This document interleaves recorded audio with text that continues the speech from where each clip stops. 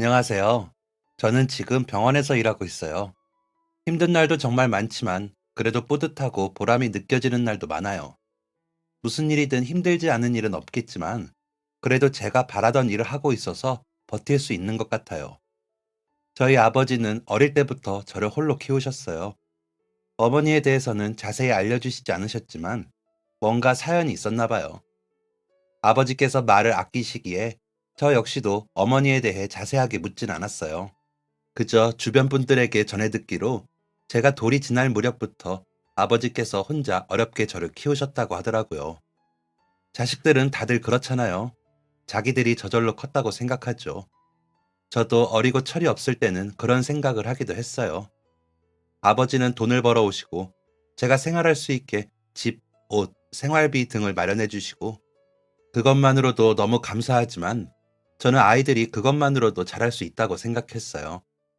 하지만 병원에 와서 아이들을 보니 그게 다가 아니더라고요. 종합병원이다 보니 외과, 내과, 소아청소년과, 산부인과 등 다양한 분야를 진료받을 수 있어요. 그러다 보니 저도 어린 아이들을 마주할 기회가 많았는데요. 아이들이 태어나는 과정부터 아이들을 잘 키우기 위해 병원을 방문하시는 부모님들의 모습을 보니 아이들 키울 때는 의식주와 용돈을 주는 것 이외에도 더 많은 것들이 필요하더라고요. 혹시나 우리 아이가 조금만 찬바람이 불어도 감기에 들까? 열이 조금만 올라도 크게 아파서 무슨 문제가 생기진 않을까? 성장은 잘 하고 있는 걸까? 내가 정말 아이를 잘 키우고 있는 걸까? 근심 걱정하시는 부모님들을 보며 저도 아버지에 대해 조금이라도 더 많이 이해하게 되더라고요. 저렇게 아이들 일이라면 한겨울에도 왼발로 병원으로 달려오시고 놀란 가슴을 쓸어내리며 밤새도록 뜬 눈으로 아이들 옆을 지키며 간호하시는 부모님들을 보니 우리 아버지께서도 나를 저렇게 키우셨겠구나 싶었어요. 모든 육아는 힘들겠지만 가끔 아내나 남편 없이 혼자 아이를 키우는 분들을 만나보면 둘이서도 힘든 육아를 혼자 하시다니 대단하다 싶어요. 쉽지 않은 결정인데 최선을 다해서 해내시는 모습을 보면 정말 존경스럽기도 하고요. 그래서 제 어릴 때를 떠올려 보면 항상 바쁘신 와중에도 제 학예회니 체육대회니 제가 감기로 아프다고만 해도 데리러 달려오시던 아버지의 모습이 생각나요. 아버지는 동네에서 작은 식당을 하셨는데요. 어릴 때부터 워낙 학교에서 하는 행사 중 부모님 참관이 가능할 때마다 뛰어오셨더니 나중에는 동네 분들이 어디에 물어보지 않아도 우리 학교에서 무슨 행사가 일어났는지 다 아실 정도였어요. 김 사장 오늘은 왜 안 보여? 하고 물어보면 직원들이 오늘 학교 체육대회다. 부모님 참관 수업일이다. 딸아이 발표회 있다 하면서 이야기해주고는 하셨다네요. 동네에서는 이미 딸바보의 팔불출 아버지라고 유명하셨어요. 처음부터 식당을 하셨던 것은 아니고 아버지는 젊을 때 소방관으로 근무했었다고 해요. 그런데 근무를 하던 중에 화재 현장에 들어갔다가 연기를 심하게 마시고 쓰러진 적이 있으셨대요. 병원으로 급하게 옮겨졌는데 이미 연기를 꽤 많이 마신 상태였기 때문인지 예후가 좋지 않았어요. 폐에 영향을 주어 폐부종이 생겨났어요. 다행히 치료 끝에 병세는 나아졌지만 제가 태어난 후에는 혹시나 또 그런 일이 생기면 제 곁에 아무도 없으니 일을 그만두셨고요. 지금 운영하는 식당은 원래 어머니와 같이 하시던 거였는데 아버지께서 일을 그만두고 계속하게 되셨던 거예요. 아찔한 순간에 놓이고 보니 이러다 우리의 고아만 될 수도 있겠다는 생각이 들었는데 막상 다른 할 일을 어디서부터 찾아야 할지도 모르겠고 뭘 해야 할지도 모르셨다고 해요. 그래서 전부터 어머니 식당 일을 틈틈이 도왔기에 괜히 다른 일 찾느라 힘 빼지 말고 그나마 조금이라도 할 줄 아는 걸 하자 하셨대요. 일을 그만두신 이유는 제가 걱정되기도 했지만 아버지 폐에 문제도 있었어요. 치료가 됐다고는 하나 폐에 한 번 손상이 있었기 때문에 본인께서 느끼시기에 예전과 같지 않다고 느껴지셨대요. 조금만 달리면 숨이 금세 가빠지고 예전과 다르게 호흡이 불안정하다 보니 현장에서 근무할 만큼 왕성하게 움직일 수 없었다고요. 이런 건강 상태라면 현장에서 내 목숨도 위태롭지만 내가 괜히 어설프게 남을 도우려고 하다 다른 사람의 목숨까지 위태롭게 할 수도 있겠다 싶어 건강하고 젊은 청년들에게 뒤를 맡기는 게 낫다고 판단하셨다고 해요. 제가 볼 때는 아버지께서 늘 건강한 모습이셨기에 평소 일상생활에서는 딱히 어려운 점이 없으셨어요. 저랑 놀아주실 때 가끔 힘들어 하시기도 했지만 어린아이 체력은 건강한 저도 지금 힘들어하는걸요. 그래서 제가 자라는 동안 아버지의 건강 때문에 걱정이 되거나 그런 일은 없었어요. 그래도 딸내미 하나 잘 키워보려고 혼자 고군분투하시는 아버지의 모습을 보고 저 역시 좋은 딸이 되기 위해 노력했어요. 중학생쯤부터는 아버지 일 조금이라도 돕겠다며 수업 끝나면 식당에 가서 재료 다듬는 것도 도와드리고 설거지도 도와드렸죠. 우리 공주님은 이런 거 안 해도 된다고 말리시면서도 저랑 같이 오순도순 이야기 나누며 재료를 다듬을 때는 세상 행복한 얼굴을 보이셨어요. 아버지, 나도 크면 아버지랑 같이 식당 할까? 하고 물어보면 아버지께서는 항상 웃으면서 대답하셨어요. 아버지랑 그렇게 꼭 붙어 있고 싶어? 아빠야, 네가 시집가기 전까지 오래오래 같이 시간 보내면 너무 좋지. 그렇지만 그건 이 아비 욕심이고 우리 딸은 우리 딸이 하고 싶은 걸 해. 사람 일하고 돈 버는 거야. 누구나 힘에 부치는 건 똑같지만 그래도 내가 하고 싶은 일과 가기 싫은 직장을 억지로 가는 건 하늘과 땅 차이야. 아버지는 우리 딸이 무슨 일을 하든지 어떤 직장에 다니든지 네가 행복하다면 그걸로 그만이야. 다른 사람들이 뭐라 하던 남들과 비교하거나 아버지 신경 쓰지 말고 그냥 우리 딸은 자기 행복만 생각했으면 좋겠어. 다른 사람들에게 휩쓸리지 않고 네가 가고 싶은 길, 하고 싶은 길로 향하렴. 아버지는 네 꿈이라면 무엇이든 응원할 거니까. 언제나 제 편이자 가장 든든한 버팀목, 때때로 제일 좋은 친구가 되어준 아버지 덕분에 저는 사춘기 시절에도 큰 싸움 없이 지나갔어요. 주변에서 참 부럽다 라고 할 만큼 저희 부녀는 사이가 좋았죠. 저는 공부도 곧잘 해서 아버지 말씀처럼 원하는 꿈을 이루기 위해 노력했어요. 든든한 아버지 덕분에 어릴 때부터 꿈은 수십 가지였어요. 요리사도 되었다가 우주 비행사도 되었다가 선생님이 꿈이기도 했다가 또 어떤 날은 외교관을 꿈꾸기도 했죠. 중학생쯤부터는 방송 쪽으로 관심이 생겨서 방송국에서 일해보고 싶다는 생각도 했어요. 그래서 아나운서를 꿈꾸기도 하고 기자가 되고 싶기도 하고 PD가 되고 싶었던 적도 있어요. 그리고 그 중에서도 항상 예쁜 옷을 입고 나와 야무지게 사회의 다양한 이야기들을 똑부러지게 말하는 아나운서가 되고 싶었어요. 가끔 집에서 신문을 읽다가 아버지 앞에서 신문 기사를 줄줄이 읽으며 뉴스에서 본 아나운서 흉내를 내기도 했었는데요. 그럴 때마다 아버지는 그 모습을 보며 우리 딸 지금도 예쁜데 방송에서 보면 더더욱 예쁘겠다며 한박 웃음을 짓곤 하셨어요. 저도 아버지의 웃는 모습을 보면 더 힘내서 신문 읽는 연습도 하고 공부도 했죠. 그리고 수능 시험을 보고 저는 꿈에 그리던 대학의 합격 소식을 받았습니다. 아나운서가 꿈이었던 만큼 제가 선택한 전공은 사회학과였어요. 다만 대학을 서울로 가야 했기에 아버지를 떠나 처음으로 홀로 서기를 준비해야 했습니다. 대학생이 된다는 설렘과 어른이 된다는 긴장감으로 며칠 마음이 어수선했던 그때 아버지께서는 부모는 언제나 자식들이 홀로 서기를 하는 그 순간을 기다린다는 말을 해주셨어요. 언제나 품 안의 자식일 수만은 없다는 것을 너무나 잘 알기에 아이를 키워가며 항상 어른이 되어 스스로 자신의 길을 걸어가는 그 순간을 준비한다고 했죠. 지금까지 제 곁에서 해왔던 모든 과정이 사실은 제가 한 사람으로서 살아갈 수 있도록 준비했던 과정이라면서요. 저는 마지막까지 아버지의 따뜻한 응원을 받으며 서울로 올라왔어요. 이야기는 그렇게 했지만 처음으로 이제 막 20살이 된 딸을 먼 타지에 보내고 아버지는 한동안 소가리를 많이 하셨다고 해요. 같이 일하던 이모 삼촌들 말에 의하면 티는 내지 않으셨지만 항상 우리 딸이 밥은 잘 먹고 있나?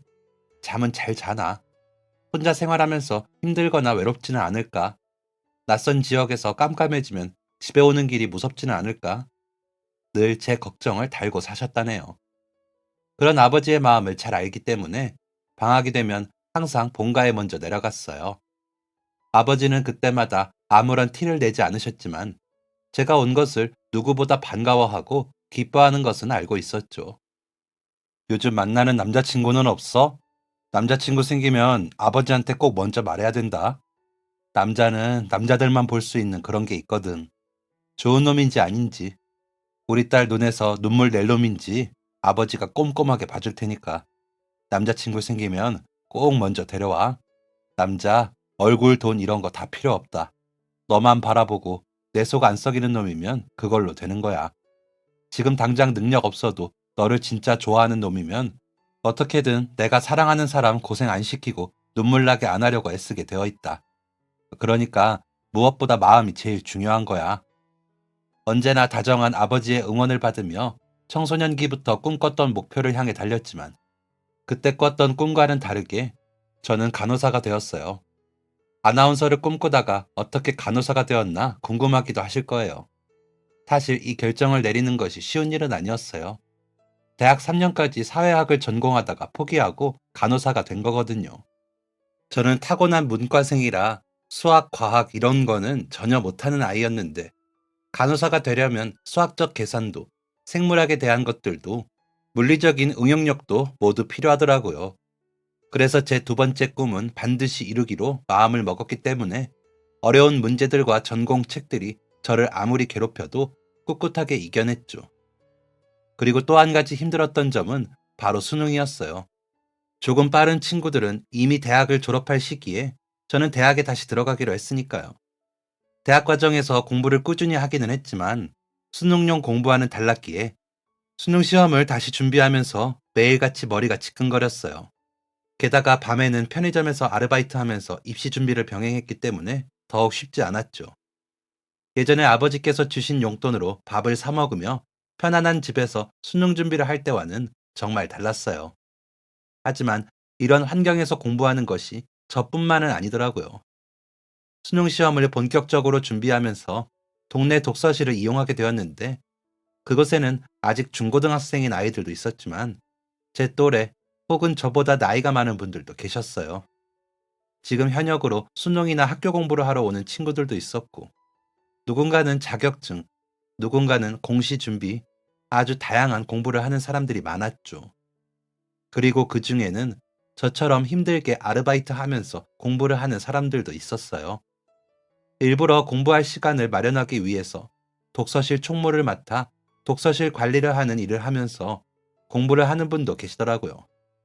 각자 사정은 다르지만 다들 각자의 위치에서 매일, 매 순간 정말 치열하게 살고 있구나 싶었어요. 그리고 그런 분들을 보면서 저도 더 열심히 과거와 비교하며 불평하지 말고 지금을 힘껏 살아야겠다는 생각이 들었네요. 늦은 나이에 신입생으로 간호대학을 다시 입학하고 다시 또 치열하게 공부를 시작했어요.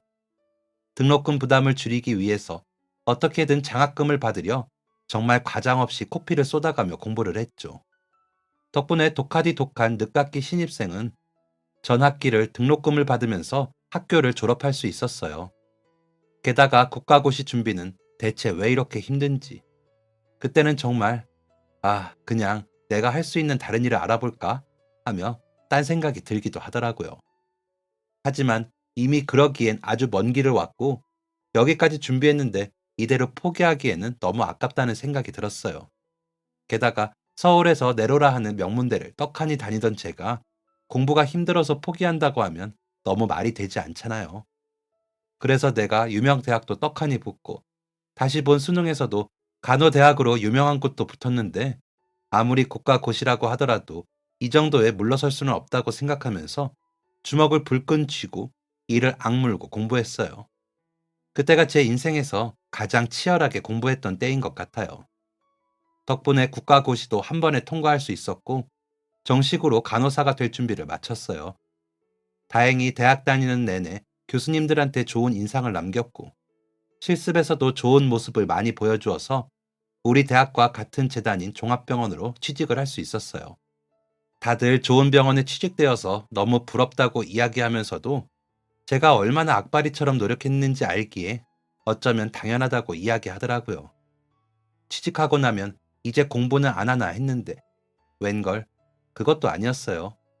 책에서 본 것과 실제 현장에서 직접 경험하는 것은 천차만별이었고 응급실도 함께 있다 보니 이론만으로는 예상하지 못했던 순간들을 매일 매시간 마주하게 됐어요. 더 많이 걷고, 더 많이 배우고, 더 많이 움직여야 했기에 처음 근무하고 나서는 한 달 동안 5kg이 쑥 하고 빠졌던 것 같아요. 주변에서 다들 괜찮은 거 맞냐고 걱정하였지만 저는 오히려 다이어트도 따로 할 필요 없이 아주 좋은데 매일 밥을 많이 먹어도 살이 쭉쭉 빠지니까 더 좋네 하면서 농담으로 웃어버렸어요. 가끔 고향에 내려갈 때면 동네 이모 삼촌들도 뛰어나와서 아니 대체 왜 이렇게 말랐냐며 밥은 먹고 다니냐고 밥 먹고 가라고 식당으로 잡아 끌고는 하셨죠. 그리고 다시 서울로 돌아올 때 보면 반찬이니 야채니 과일이니 하다못해 집에서 구운 누룽지까지 챙겨주셔서 양손 가득 무겁게 돌아오고는 했어요. 그래서인지 대학 때부터 서울 생활을 그렇게 오래 했는데도 여전히 그곳이 우리 집처럼 느껴져요. 이렇게 힘든 매일도 시간이 지나면서 점차 적응되더라고요. 사람은 적응의 동물이라고 하더니 그 말이 맞는 것 같아요. 3교대에 낮밤 구분이 안 될 때도 많고 집에서도 편히 쉴 겨를도 없이 연락이 오면 뛰어나가야 하는 생활도 반복되다 보니 어느새 익숙해졌어요. 게다가 저는 따로 취미도 없고 친구들이랑 술 마시고 노는 것을 좋아하는 편도 아니라 쉬는 날이면 항상 집에서 책이나 읽는 게 다였거든요. 가끔 간호사 업무의 교대 시간이랑 응급 호출 때문에 친구나 연인이랑 스케줄 맞추기도 힘들다고 어려움을 호소하는 동기들이 있었는데 저에게는 잠잘 시간이 부족한 것 말고는 괜찮았어요. 그렇게 생초보 신입이었던 저는 어느새 3년 차가 되었어요. 이제 3년 차 정도 되고 나니 제 밑으로 후배들도 생기고 그동안 워낙 성실하게 일한 덕분인지 저희 동기들 그리고 특히 선배님들과 수간호사님들 사이에서 제 칭찬이 정말 많았죠. 다들 일 잘하고 예쁜데 왜 남자친구가 없어?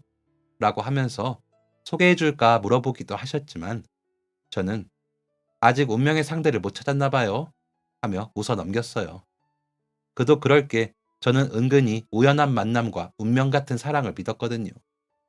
그리고 그 운명은 제가 예상하지 못한 때에 예상하지 못한 방법으로 다가왔습니다. 그날은 야간 근무를 마치고 정말 긴 시간의 일이 끝나고 아침에 퇴근하던 길이었어요. 저녁부터 밤새도록 너무나 힘든 시간을 보낸 탓에 당장 집에 가서 빨리 씻고 누워서 자고 싶다는 생각을 했죠. 제대로 떠지지도 않는 눈을 애써 비비며 병원 문을 열고 나와 버스를 타러 가던 중인데 병원 앞으로 택시가 달려와서 멈췄어요. 엄청난 속도로 달려와서는 끼익 하는 소리까지 내며 멈추더라고요. 그 바람에 저는 물론 주변의 사람들까지 깜짝 놀라 소리를 질렀죠. 피곤해서 예민해진 탓이 더해져 제 앞으로 급하게 정차한 택시 때문에 갑작스럽게 화가 치밀었어요. 하마터면 누군가 다칠 뻔했던 상황이다 보니 더욱 화가 많이 났죠. 저기요! 하면서 성이 잔뜩 난 목소리로 화를 내며 계단을 내려가려는데 차에서 젊은 운전자가 내리더니 사색이 된 얼굴로 뒷문을 열고 어린아이 한 명을 내리더라고요. 도와주세요. 제발, 제발 누가 좀 도와주세요. 젊은 남성은 아이를 품에 안은 채 얼굴이 온통 눈물범벅이었어요. 아이를 품에 안고 괜찮아, 괜찮을 거야 라는 말을 반복하고 있었죠. 그 모습을 보자마자 저는 가방도 바닥에 집어던지고 아이에게 달려갔어요. 겉옷을 벗어서 바닥에 깔고 아이 아빠에게 아이를 내려두라고 했죠. 상태를 살펴보니 아이는 전혀 의식이 없는 듯 했어요. 아이의 볼을 두드려보고 눈꺼풀을 들어서 반응을 봤지만 반응이 없었어요. 맥박을 확인하니 잡히지 않아 바로 CPR을 실시하게 되었죠. 손바닥으로 가슴 중앙 부분을 압박하면서 가슴 압박을 했고 고개를 뒤로 젖혀 기도를 개방하고 인공호흡도 실시했어요. 6, 7살 정도로 보이는 어린아이였는데 이대로 잘못될까봐 너무 두렵더라고요. 제발 깨어나렴, 제발! 이라고 간절히 빌면서 계속해서 가슴 압박과 인공호흡을 했어요. 그리고 아이를 데리고 온 남자분에게 응급 환자가 밖에 쓰러져 있다고 병원 안에 알려달라고 부탁드렸죠. 그 남자는 알겠다고 고개를 끄덕이더니 병원 안으로 달려가 밖에 응급 환자가 있다고 알렸어요. 잠시 후 병원 안에서 간호사분과 의사 선생님이 뛰어나왔고 아이를 이동식 침대에 옮기며 계속 반응을 살피고 응급처치를 계속했어요. 병원 안으로 들어가자마자 제세동기를 연결해 아이에게 실시했죠. 모두가 손에 땀을 쥐는 급박한 상황을 넘겼고, 정말 다행히도 아이의 심장박동이 돌아왔어요. 모두가 안도의 한숨을 내쉬는 순간이었습니다. 의사 선생님과 간호사분들은 제가 미리 대처하지 않았으면 정말 큰일 날 뻔했다고, 빠르게 대처해서 다행이라며 정말 고생했다고 하시더라고요. 제 입장에서는 의료인으로서 해야 할 일을 했을 뿐이지만, 그래도 최악의 순간에 아이를 구할 수 있게 되어서 정말 다행이라는 생각이 들었어요. 이 일을 하면서 많은 생명을 구하고 구하는 데 도움을 주었지만, 갑작스런 상황에서 한 아이의 생명을 구하게 된 지금 이 순간이 제가 그동안 이 분야를 공부해온 목적이었다는 생각이 들었죠. 아이의 심박이 돌아왔다는 이야기를 듣자마자 아이를 데리고 온 남자분은 제 손을 붙잡고 몇 번이나 감사 인사를 했어요. 어떻게 감사를 드려야 할지 모르겠다며 정말 너무 감사하다고 이마가 바닥에 닿을 듯이 인사를 하셨죠. 저는 아이가 수액을 맞는 동안 잠깐 음료라도 마시며 정신을 차리자고 그 남자분을 데리고 자판기로 갔어요. 그리고 음료 2개를 뽑아 하나는 그분에게 드리고 대기실 의자에 앉아서 놀란 마음을 진정시키실 수 있도록 기다려 드렸죠. 알고 보니 그분은 아이의 아버지더라고요. 꽤 젊어 보여서 어떤 사이인지 궁금했는데 혼자 아이를 키우고 있던 아버님이셨어요. 오늘은 휴무일이었는데 아이가 며칠째 배가 너무 아프다고 힘들어해서 소아과에 가던 중이었다고 해요. 그런데 아이가 식은땀까지 흘리고 상태가 너무 좋지 않은 것 같아 더 큰 병원에 가는 게 낫겠다 싶어서 대학병원으로 오던 길이었다고 하더라고요. 그러던 중 갑자기 병원에 거의 다 도착했는데 호흡이 가빠지더니 숨을 쉬기 힘들어하면서 정신을 놓아버렸다고 하더라고요. 다행히 병원이 근처여서 급하게 응급처치를 할 수 있었지만 자신은 CPR도 할 줄 몰랐던 터라 만약 혼자만 있는 상황에서 이런 일을 당했다면 아이가 어떻게 됐을지 너무 두렵다고 하더라고요. 진작 아이들 심폐소생술 하는 법을 알아뒀어야 하는 건데 자기가 좋은 아버지가 되지 못했다며 자책했어요. 저는 심폐소생을 못하는 부모님들도 많다며 위로했죠.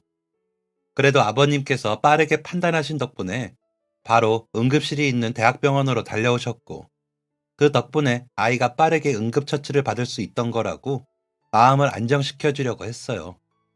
그리고 지금부터라도 응급 상황에서 어떻게 대처하는지를 알아가면 된다고요.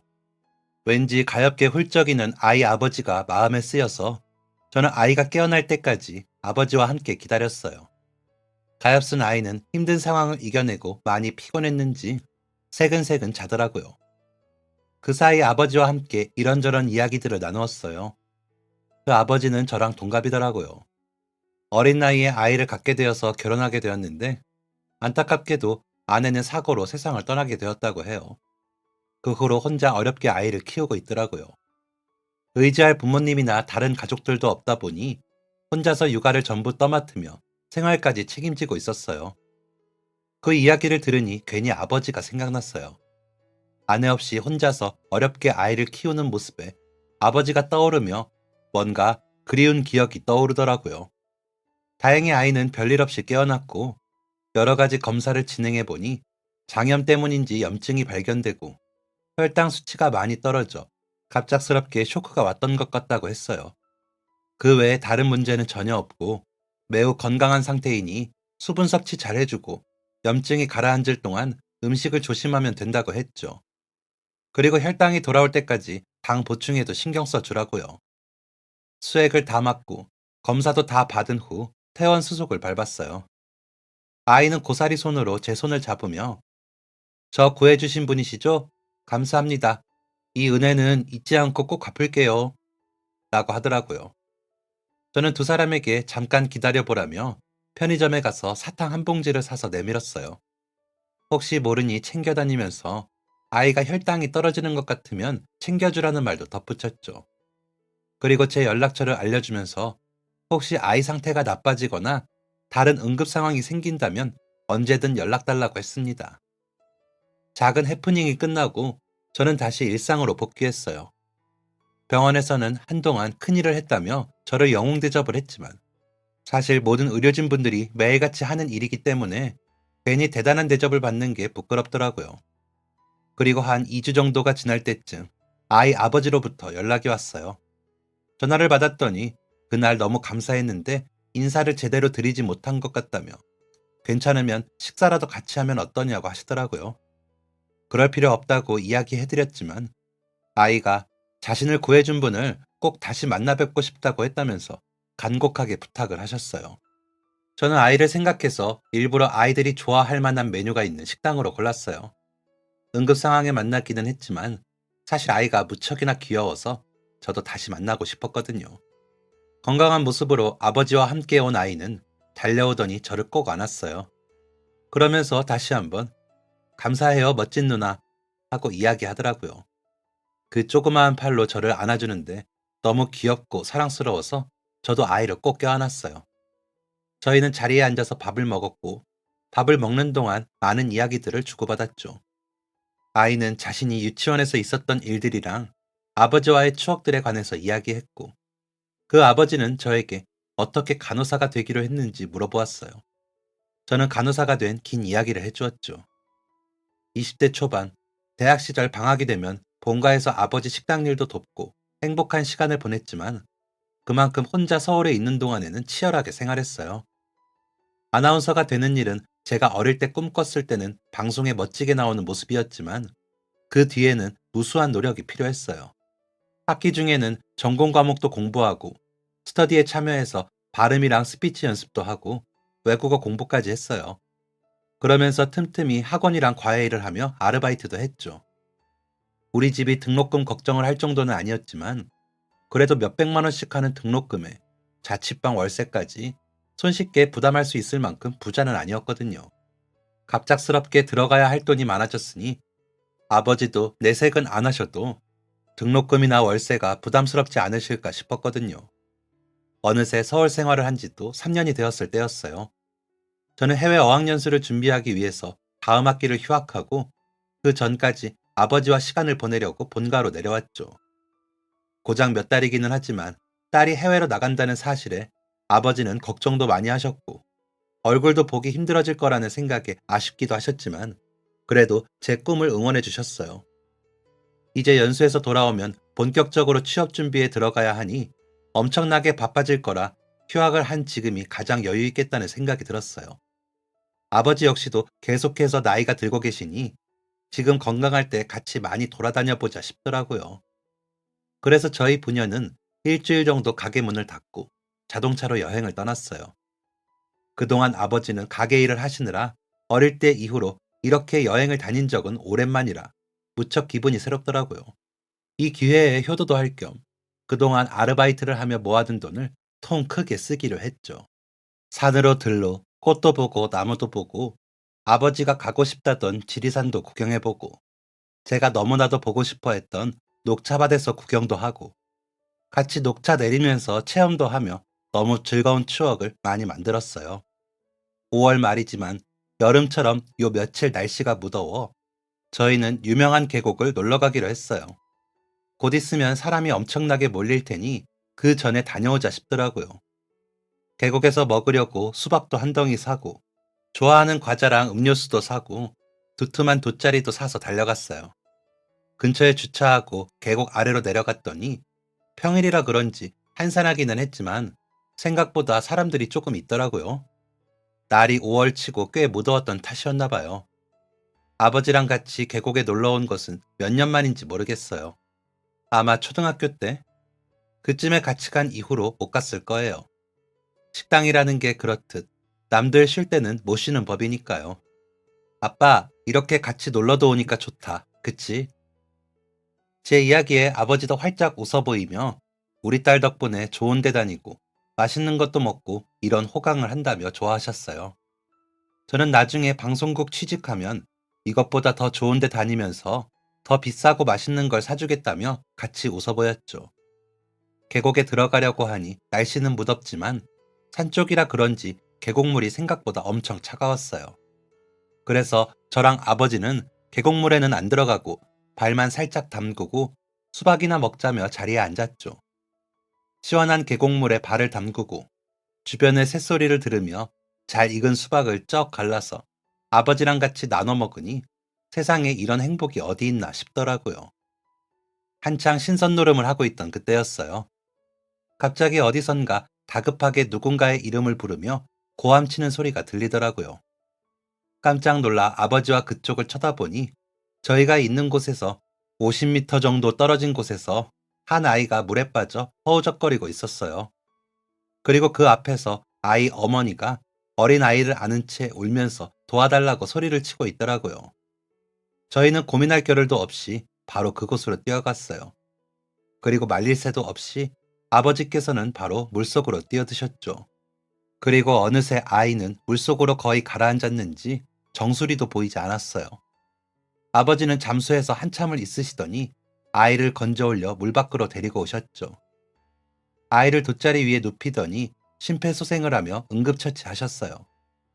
아이 엄마는 거의 울면서 실신 직전이었고 아직 너무나 어린 둘째는 엄마 품에 안겨 자지러지듯이 울고 있었죠. 모두가 한마음으로 아이의 정신이 돌아오기를 기다리는 순간 아이는 물을 내뱉으며 정신이 들었어요. 그리고 누군가가 119에 신고했는지 멀리서 사이렌 소리가 들리더라고요. 아이가 정신을 차리자 아버지는 그제야 한시름을 놓으며 아이의 옆에 누우셨어요. 가쁜 숨을 몰아쉬며 힘들어 하셨죠. 아이 어머니는 아버지에게 계속해서 감사 인사를 하며 담요를 들고 와 아이를 덮어주었어요. 저도 아버지가 추울까봐 저희 자리에 있던 겉옷을 가지러 다녀왔는데 다시 아버지 곁으로 돌아오니 숨을 쉬지 않으시더라고요. 아빠? 아빠! 아버지를 불러도 반응이 없었어요. 믿을 수 없어서 다시 흔들어 깨우는데도 아버지는 여전히 반응이 없으셨죠. 저는 계속 아빠를 부르면서 흔들었어요. 그 당시 저는 응급처치 방법을 아무것도 몰랐기에 이런 상황에 어떻게 대처해야 할지를 몰랐죠. 지금 돌이켜보면 그 사이에 아버지에게 응급처치를 제대로 했다면 그렇게 세상을 떠나지 않으셨을지도 모르겠다는 생각이 들어요. 폐 건강이 안 좋았던 아버지께서 차가운 물속에 준비 운동도 없이 들어가 한참을 물속을 뒤지며 힘겹게 아이를 꺼내오셨으니 호흡에 무리가 왔던 것도 어쩌면 당연할 거예요. 그 상황에서 제가 응급처치만 할 수 있었다면, 그랬다면 아마 지금은 아버지도 저도 아주 다른 모습이겠죠. 그 뒤로 구급차가 도착했지만 아버지는 이미 숨이 멎은 후였어요. CPR을 하고 구급차로 옮겨져서 자동 제세동기로 심박을 다시 살리려고 시도했지만 이미 너무 늦은 뒤였죠. 그날 제 자신을 원망하면서 얼마나 울었는지 몰라요. 아버지는 응급처치로 한 생명을 살리셨는데 그 딸은 그 방법을 몰라 아버지를 돌아가시게 했으니까요. 몇 번이나 후회하고 후회했지만 이미 늦은 뒤였어요. 아버지는 돌아가셨고 그 사실은 변하지도 않고 돌이킬 수도 없어요. 그래서 결심한 게 간호사였어요. 비록 아버지는 안타깝게 돌아가시게 했지만 아버지께서 하셨듯이 저 역시도 사람들을 도울 수 있는 방법을 배우고 그 방법으로 사람들을 구하고 싶었어요. 그래서 제가 향해 가던 꿈을 모두 뒤로하고 새로운 길로 달리기로 했어요. 다시 수능을 보고 간호대학을 입학했죠. 그 남자분은 제 이야기를 듣더니 깜짝 놀라더군요. 그렇게 큰일을 겪는다면 오히려 좌절하고 자기 삶을 비관하며 마음이 어렵게 사는 분들도 많은데 오히려 그 일을 계기로 해서 더 큰 꿈을 꾸게 되었다니 정말 대단하다고요. 그 말이 왠지 마음에 꽂혔어요. 그전에는 사실 그런 생각을 해본 적이 없었거든요. 저는 그저 아버지에 대한 죄책감을 잊기 위해서 이 길을 선택했다고만 생각했는데 저렇게 생각할 수도 있구나 싶었죠. 식사하는 내내 정말 즐거웠어요. 동갑이라서 그런지 말도 너무 잘 통하고 아이도 너무 귀여워서 밥 먹는 내내 너무 재밌더라고요. 시간이 훌쩍 가버린 게 너무 아쉬워서 저는 혹시 다음에도 아이랑 같이 만날 수 있는지 물어봤어요. 그러자 그분께서는 그렇게 해준다면 오히려 자기가 영광이라며 아이도 무척 좋아할 거라고 하더군요. 그러다 보니 그 후로 몇 번을 더 만나게 되었어요.